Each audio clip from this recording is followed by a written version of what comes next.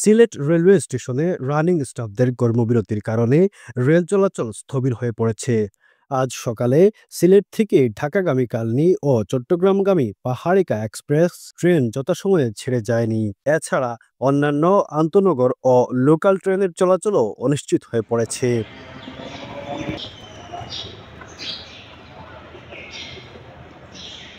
Railway কর্তৃপক্ষ জানায়, যাত্রীদের ভোগান্তি কমাতে তারা টিকিটের টাকা ফেরত দেওয়ার প্রক্রিয়া শুরু করেছে।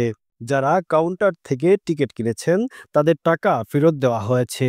একইভাবে যারা অনলাইনে টিকিট কিনেছেন তাদের টাকাও ফেরত দেওয়ার প্রক্রিয়া চলছে। স্টেশন কর্তৃপক্ষ জানান, যাত্রীদের জন্য বিকল্প ব্যবস্থা হিসাবে বিআরটিসি বাসে ঢাকাগামী যাত্রীদের নিয়ে যাওয়ার পরিকল্পনা রয়েছে। যাত্রীরা জানান, তারা পরিবারসহ অনেকটা বিপদে পড়েছেন। জরুরি প্রয়োজনে তাদের অন্য পথ ব্যবহার করতে হচ্ছে, যা সময় সাপেক্ষ এবং কষ্টকর।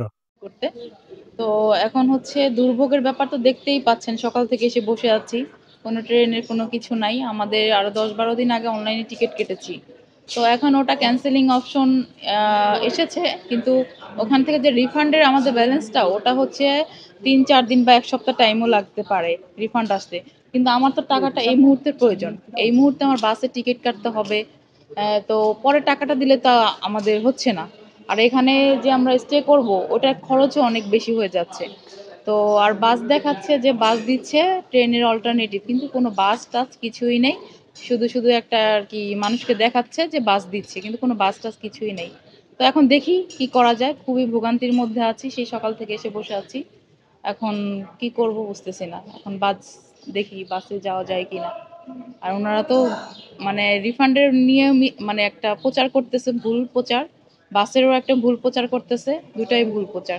তো এরকম ভোগান্তির মধ্যে আসলে করণীয় কি সেটা আমি নিজেও জানি না। Sylhet railway station manager Mohammad Nurul Islam জানান, আমরা পরিস্থিতি তদারকি করছি এবং যাত্রীদের জন্য দ্রুত সমাধান বের করার চেষ্টা করছি। আমাদের লক্ষ্য যাত্রীদের ভোগান্তি কমানো। রেল চলাচল পুনরায় স্বাভাবিক করার জন্য রেলওয়ে কর্তৃপক্ষ দ্রুত পদক্ষেপ নেবে বলে জানান। আজকে সকাল থেকে আমাদের কোনো ট্রেন আমরা এখন পর্যন্ত চালাতে পারি নাই। এই পর্যন্ত আমাদের কালনী এক্সপ্রেস, পাহাড়িকা এক্সপ্রেস এবং জয়ন্তিকা এক্সপ্রেস ৩ টা ট্রেনের যাত্রা আমরা আপাতত বাতিল করেছি। ওই কর্মসূচির ব্যাপারে এখন ঢাকাতে কেন্দ্রীয়ভাবে আমাদের আলোচনা চলতেছে। এটা এখন আমরা কোনো ফলাফল পাই নাই। যদি আমরা ফলাফল পাই, আশা করি আমরা সন্ধ্যার ভিতরে এটা ফলাফল পাবো। যদি সন্ধ্যার ভিতরেই আমরা ফলাফল পাই তাহলে সন্ধ্যার পর থেকে উদয়ন বা উপকণ্ঠের ট্রেন যাবে আমরা আশা রাখি। সে পর্যন্ত আমাদের অপেক্ষা ছাড়া উপায় নেই। আর যাত্রী যারা যাচ্ছে না বা ট্রেন ক্যান্সেল হয়েছে, ওগুলো সাধারণত আমরা টিকিটগুলো টিকিট কাউন্টারে আমরা রিফান্ড দিচ্ছি, কোনো সমস্যা নাই। কিন্তু যারা অনলাইনে টিকিট অনলাইনে রিফান্ড পাচ্ছে, হয়তো সাথে পাচ্ছে না, ২৪ ঘন্টা, ১২ ঘন্টা বা ৪৮ ঘন্টা পরে ঠিকই তাদের টাকা তাদের অ্যাকাউন্টে চলে আসবে।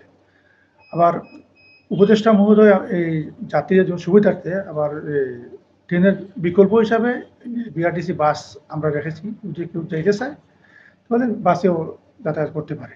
রানিং স্টাফরা তাদের দাবি পূরণের জন্য আন্দোলন চালিয়ে যাচ্ছেন।